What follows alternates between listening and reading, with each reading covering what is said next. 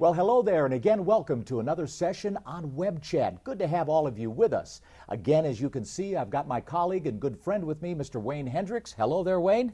Hey, Bill. Good to have you back on the set. I'm glad to be here. I'm glad you're here, too. Good. And as many of you can see, we've got our plate full today again with another, what we believe to be somewhat of a very interesting topic, especially in light of so many of the conspiracy theories that are out there, Wayne, on the internet. I call it the wild, wild west, even though it's the wild World Wide Web. But there's so many things out there that are catching people's attention, you know, and keeping them glued to their iPhones and certainly their computers on the internet that causes a lot of time, certainly, to be tied up in those little venues. But today, I want to get specific. I want to get specific on this topic with respect to the United States, of all things, my friends, being accused of being the end-time beast. And you may, snicker at that. You may be kind of perhaps even questioning about that, but no joke. A lot of evangelicals, some Protestant denominations, and from what I understand, Wayne, this fellow named Batchelor, Doug Batchelor. Doug Batchelor with Amazing Facts. Amazing Facts. I've seen on the internet where he himself has basically presented topics with respect to the United States being the end-time beast. Yeah, well, that idea has been kicked around for quite a long time, that the United States would be the end-time beast power. It's preposterous upon its face. It doesn't fit the Bible scenario. But as far as Doug Batchelor, my wife and I watched his program, Amazing Facts, just this past week. And he did a program about the beast, the end-time beast power, and about the Antichrist, about the number 666. And it was a kind of a tell-all program about the historical record in regards to the Catholic Church. You're kidding. And no, I'm not. And he very clearly portrayed the Catholic Church and its hierarchy as that end-time power, that end-time beast power. Seriously. If I understood what he was saying, that's what I got from the program. Unbelievable. I mean, I don't understand that, because there are film. I mean, there's YouTube video on him answering the question, the so-called question anyway, of where is the United States mentioned in prophecy? Right. And watching those snippets, you would think that he certainly does indeed promote and advance the idea that the United States of America is fully expected to become the end-time beast. Well, if he believes that and teaches that in other venues, I can't speak to that. I haven't seen them.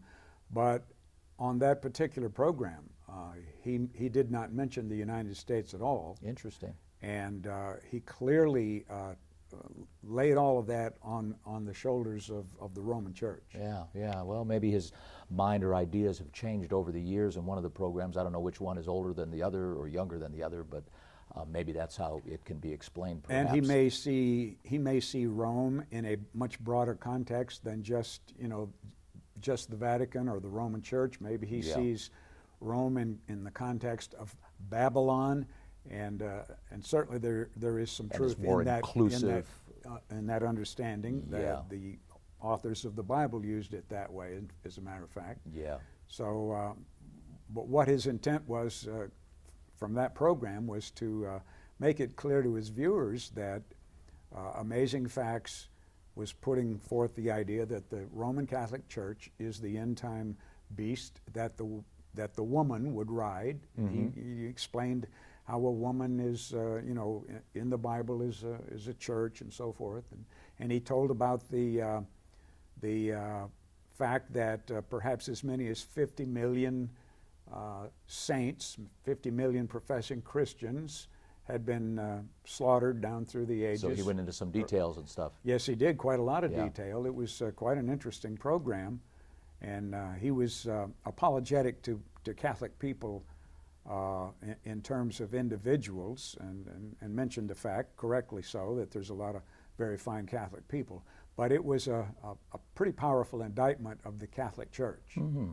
Well, those are amazing facts of being able to speak to both ends of the stick, as they would say. I'd say so. Yeah, but putting that to the side, in lieu of this idea of the United States of America being the end-time beast, what do you make of that, Wayne? How do you come to grips with Well, a concept like that prophetically? A few years ago, and you sort of referenced it already, a few years ago, conspiracy theories were looked at with jaundiced eye. You know, people, they poo-pooed that idea, they made fun of it, Yeah. you know, but Marginalized it? they did, and I think that the dumbing down of our society in some respects, and for those who don't understand that, the bar has been lowered education-wise and morality-wise in this country. And especially even in biblical understanding. Absolutely. As well. And People are I not don't know, it opening up seems their like Bibles. our populace is now primed to be ready to believe things that just a few years ago they might not have believed. And I'll tell you, you are right on that. I mean, some of the things on the internet, everything from the fact that we never landed on the moon,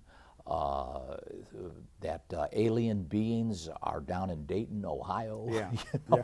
As a matter of fact, to your point there about the weirdness of it all. Yeah. I saw Shaquille O'Neal on the news this morning, a retired NBA basketball player. You know? And he was insisting that the Earth is flat. Now, I have to believe that was tongue-in-cheek. I don't know, but he wasn't smiling when he said it. Obviously, he hasn't read Isaiah 40, verse about 26 or 16 Well, he or was talking something. about in there. the fact that he the Lord drove- sits on the circle of the earth. You know, And he said he's driven all the way across this country, and he said he was on a flat road the whole time.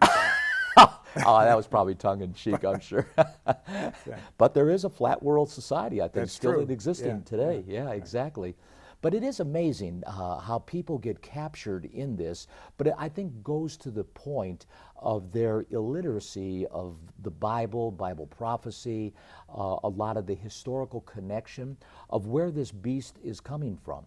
Because in all due respect, I mean, if you take the time, and certainly you're well aware of these scriptures and Revelation and so on, and I'd like to just turn to Revelation chapter 13 for starters, because there, in this particular case, we're told essentially the roots, the DNA of this beast. Right. And for all intents and purposes, we are led to understand that this thing is going to come out of the sea, it says here in verse 1 of chapter 13 of the book of Romans. It has 7 heads and 10 horns. Upon the horns, 10 crowns. So there's going to be, you know, leadership, rulership with these horns. And upon the heads, the names of blasphemy, the beast. And then we go down through leopards and bears and lions. And not talking about the Wizard of Oz or anything, but we're talking here about prophecy. Yes. And we know that these particular images of these beasts connect directly back to Daniel 7. Which he brought up in his program. Bachelor. And made the connection correctly per my theological understanding. Yeah, and it's our theological understanding because, as you know, my friends, the Bible interprets itself in that regard, and in Daniel 7, as you connect that up with Daniel, I think it is 2, with the image there of the head of gold and so on, Yes. that all of this plays into the prophetic scenario, the prophetic imagery of Babylon, being followed by the Medes and the Persians, of which then is followed back up by Alexander the Great and his 4 generals, the 4-headed leopard, which essentially took down, after Alexander died, they took each other down, so to speak, until finally there were only 2 left, the Ptolemies and the Seleucids. And for all intents and purposes, thumbnail sketch of European history, the king of the north morphed into Rome and became this very ugly beast of iron and so forth that stamped the other nations and the residue and so on. But you get all of this right here from Revelation 13. You do indeed. And it goes to the point where, you know, it would be very difficult to connect that kind of history with the United States. Well, the fact is people are biblically illiterate. You referenced that. When I was a child, people were much more biblically literate. I guess I'm telling people how old I am. You know, I've been alive now for more than I'm in my I'm in my 75th year. All right,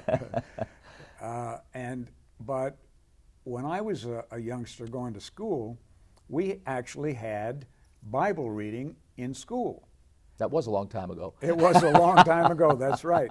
But that was the norm. That was not an aberration when I was a child. Yeah. And we actually began our school day with what we call chapel, you know. Mm-hmm. And there would be an opening prayer and for the beginning of the day, that sort of thing.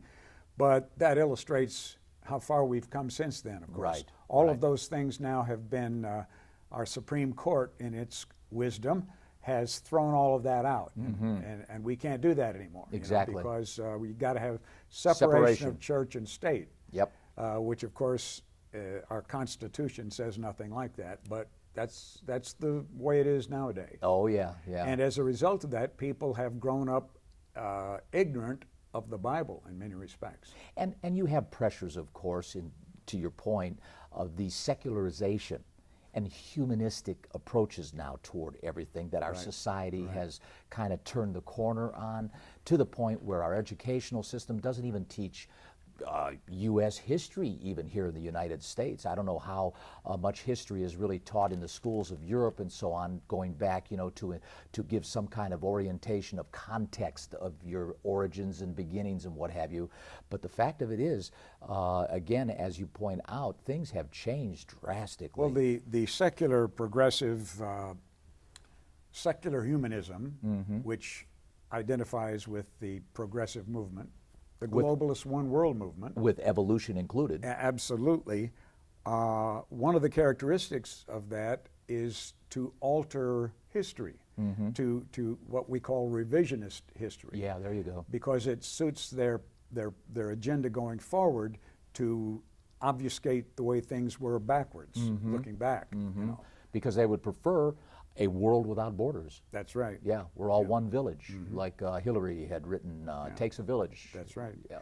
But one of the reasons, the primary reason, a lot of people in the professing Christian world, especially here in the United States and in Europe, don't understand that the United States could not possibly be, let me reiterate that, could not possibly be the end-time beast power, is because they are ignorant of the fact of who we are here in the end time.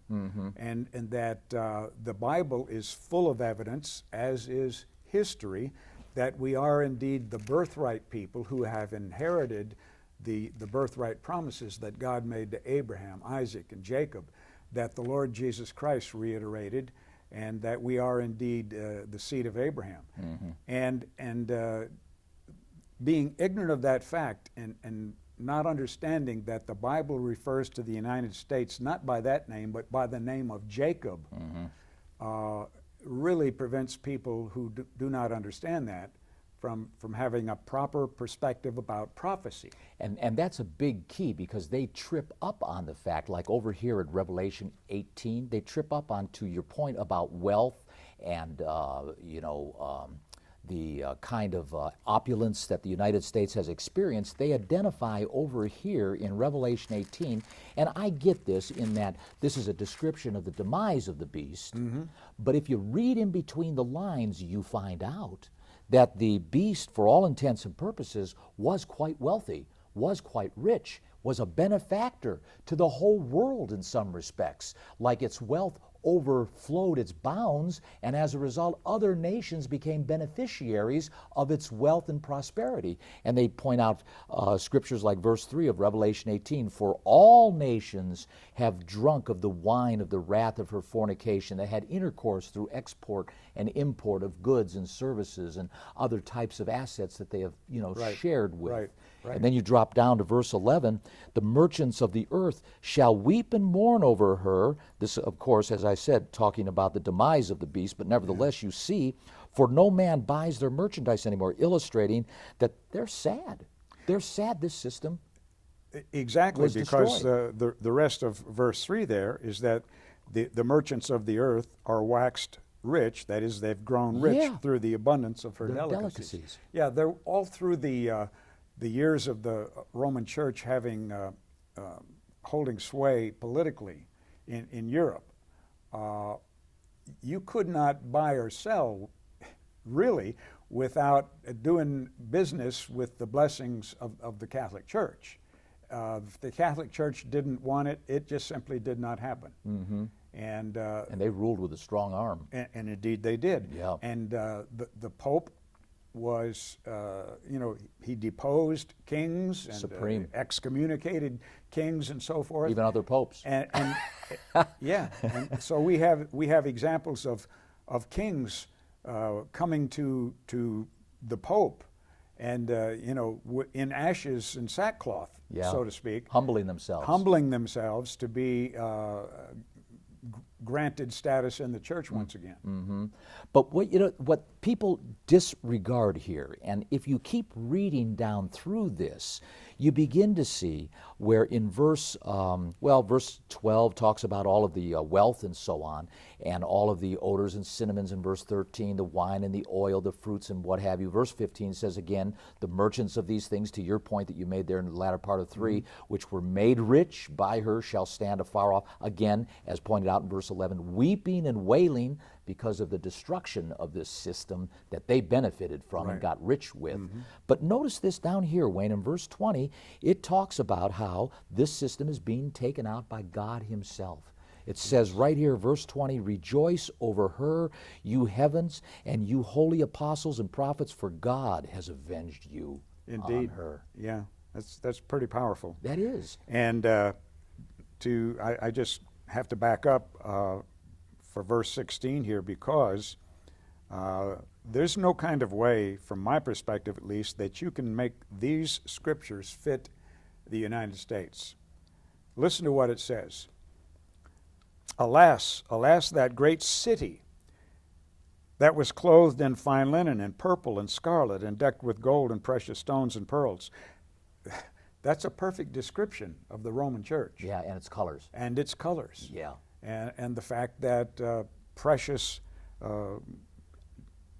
stones and gold and so forth decorate the princes of that church. Right, exactly, because they did certainly bilk many of the people. I mean, certainly, no disrespect to the Catholic Church in one regards, but history is certainly a record of how they did indeed take from the common man and essentially exploit so many of the people within their care and population and steal their land and their goods. Absolutely. And from my perspective, I don't understand how anyone could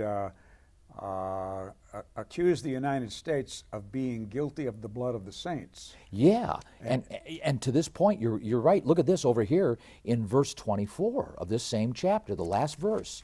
And in her, that is in this system, was found the blood of the prophets and of the saints, to your point. Mm-hmm. And of all that were slain upon the earth. Exactly. Yes. Yeah. Well, just to back up a minute in regards to the program that we were talking about, Doug Batchelor's program about the end time and about the beast power and so forth, he quoted a historical fact that happens to be accurate.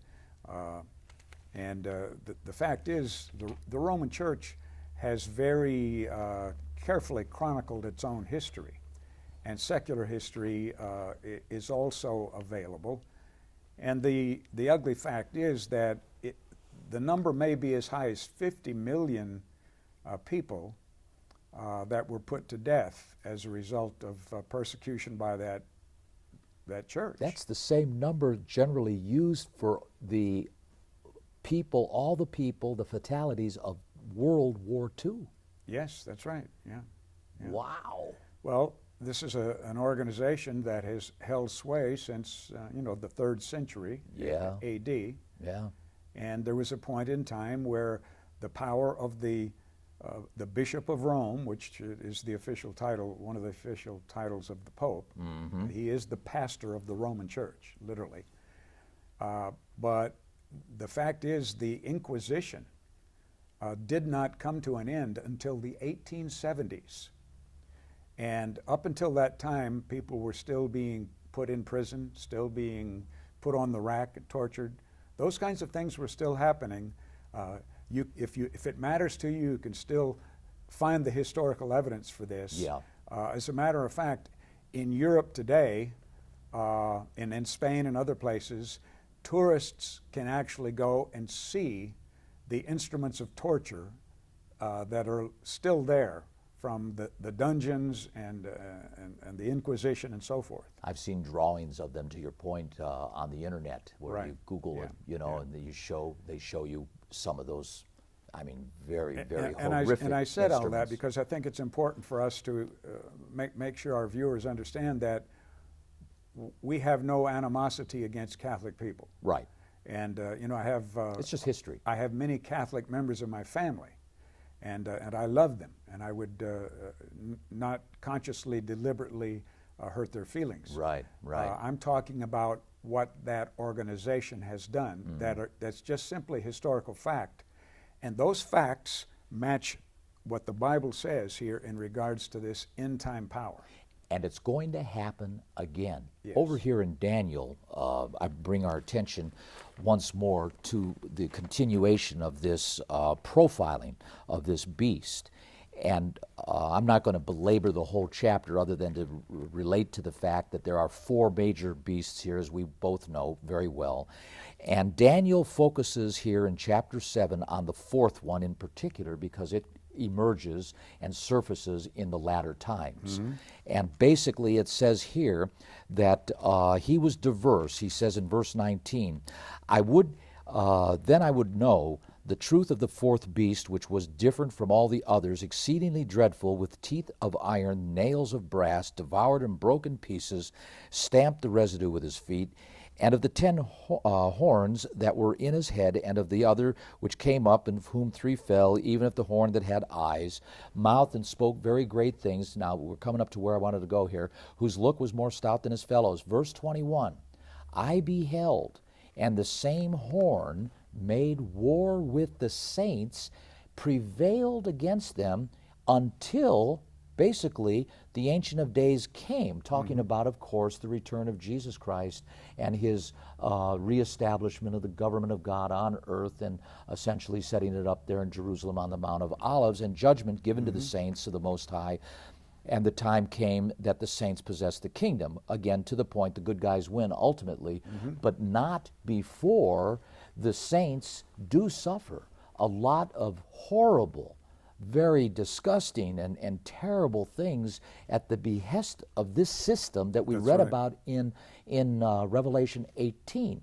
So my point that I'm trying to make, my friends, somehow the culture of the United States of America just doesn't seem to fit this profile, Wayne. No, it doesn't. Because regardless of what quality of Christianity you may think the United States expresses in terms of its religious culture of Christianity, and as some of us would consider it's very traditional and has been basically besmirched and infected with a lot of pagan traditions, bottom line is it's still considered a Christian ethical nation. Yes, it is. And Yeah. hardly could be expected to turn on its own in a cannibalistic kind of fashion, theologically speaking, and take to task martyring other Christians? We just don't match the imagery here that the Bible presents. No, I just... Not at all. As a matter of fact, verse 23, talking about that 4th beast, it says that it shall be the 4th kingdom upon the earth,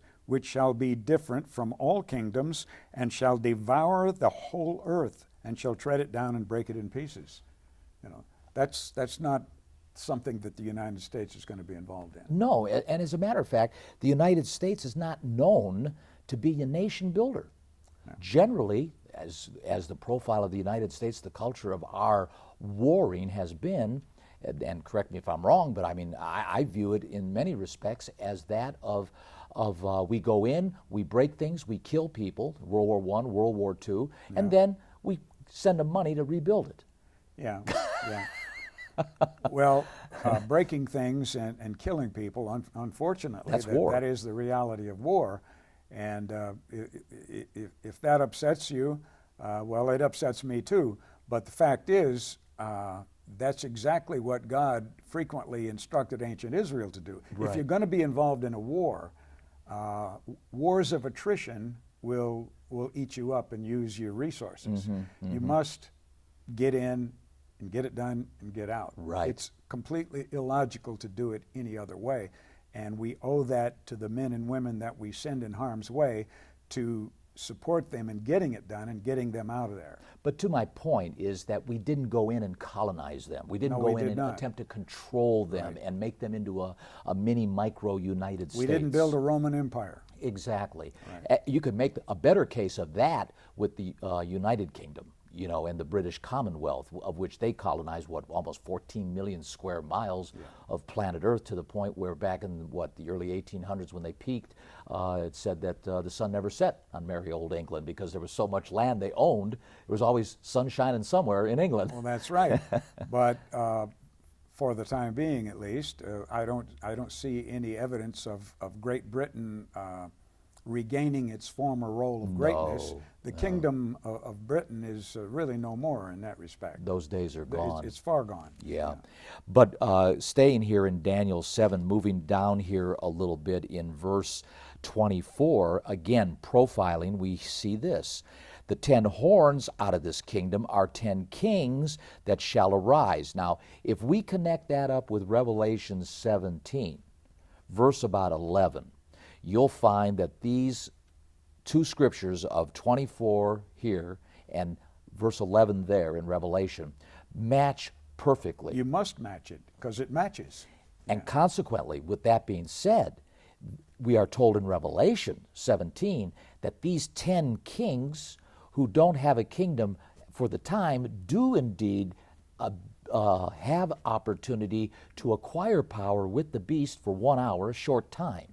And they, like in one mind, give their wealth and give their assets to the beast, this dictator and false prophet, to afford him whatever benefits come from their assets and their wealth. And so here again, you look at the United States of America and you say, what?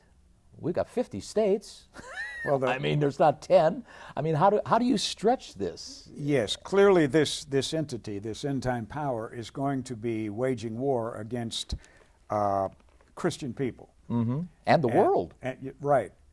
And the fact is, I don't know what a precise number would be, what the exact percentage is, but I do know that evangelism and missionary work, the publishing of the gospel across the entire denominational spectrum, everything from John Hagee and the Catholic Church and our church, you know, it's all, almost 100% of it is American money. It's American people doing it. It is the Christian ethic that still lives here, the Judeo-Christian ethic that is still ingrained in our people. Even surprisingly, a lot of people on the what we would think of on the left, that we wouldn't think of them being in that camp, but many of them still are. And so the idea that we fit this scenario just simply doesn't fit. It is the United States of America that is single-handedly today, almost single-handedly, doing everything in the name of Jesus Christ that's being done. And to your earlier point, it's almost uniquely insightful to realize what God has done in light of the fact that if you do indeed understand the key to understanding what really is the identity of the United States of America and of course the United Kingdom as well, the British Commonwealth nations, that wealth and that birthrighted promise of prosperity that was just really exceptional, comparably speaking, to the rest of the world throughout the history of the world, has actually been, as you just pointed out, the point you made, greatly used for promoting what is called the scepter. Yes. Jesus Christ, Right. the King of Kings, the Lord of Lords, and His name to the world. Because, as you said, if it weren't for the kind of revenue that was coming out of the United States, the missionary work of the church would have been truly pigeonholed and hampered in many regards. Right. And that's why I've often said that an illustration of God's mercy is happening here for us, in my opinion, because in many respects the United States economy doesn't actually make sense. We're not producing the wealth to sustain our way of life, and it's money chasing money, and that's how it works. Well, we don't have to. We got a money-making machine over there in the Treasury. Well, that's true. Yeah. None of that is sustainable long term. Right. Eventually, the math doesn't work. No, $20 trillion. And that's why I say when this changes and the economy that we have now is no more, that, to me, from my perspective, will be a strong indication that God has, well, to put it in the vernacular, that God has had a belly full and He's ready for the end time scenario. Pull the plug. Exactly. Yeah. Because at some point He's going to say, "It's time, son, go now." And the Lord Jesus Christ will return. And see, what people, I don't believe, really recognize is prophecy has different levels of engagement and deployment. And there are a lot of steps in between where we are today and what is described, and I'm going to turn over there just for the sake of clarity, in Revelation 17, Wayne, where we are today and where the book of Revelation, the Apostle John, under the inspiration of the Holy Spirit, states and wrote this: "The beast that was and is not, even he is the eighth, and is of the seven, and goes into perdition." So this dictator, who is the eighth, his DNA is hooked to this seven-headed beast. And the 10 horns, and here it is again, same thing, verse 12, "You saw our 10 kings, which have received no kingdom as yet, but received power as kings 1 hour with the beast. These have one mind." You're talking about a socialistic coalition here. Yes. They have one mind. They're working together as basically a team of 10 nations who pooled their wealth together to take the world by storm. Exactly. And, you know, one of the things that struck me, and it may be a topic for a future web chat here, the United States, not only is it not the beast power, it is conspicuously absent when these things happen. Yes, yes. So that is another discussion.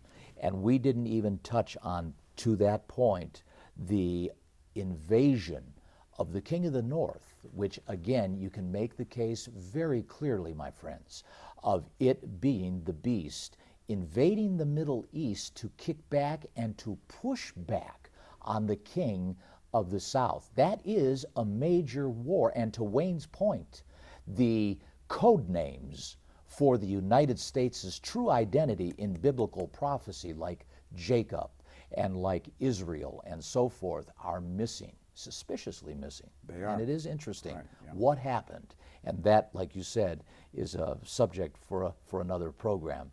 Well, my friends, time's run out on us here, and I wanted to, before we go ahead and close out this session, bring your attention to a free offer that we normally provide, as has been our tradition on the web chat programs, and to encourage you to go ahead and request 2 CDs. These are 2 CDs. One is titled, "Will the Real Beast Please Stand Up?" And the second one, Where are we headed prophetically? Both are free. All you've got to do is hit us on that website at www.cgi.org, or Monday through Friday, Central Time. You can call 903-939-2929. That's 903-939-2929 Central Time, between the hours of 9 and 4 p.m. We'd appreciate that. And we'll get these materials, these 2 CDs, out to you as soon as we can. Again, it's been our pleasure to be able to spend some time with you here this web chat session. On behalf of my associate here and my colleague, Mr. Wayne Hendrix, and myself, again, we never say goodbye. We just say until we meet again.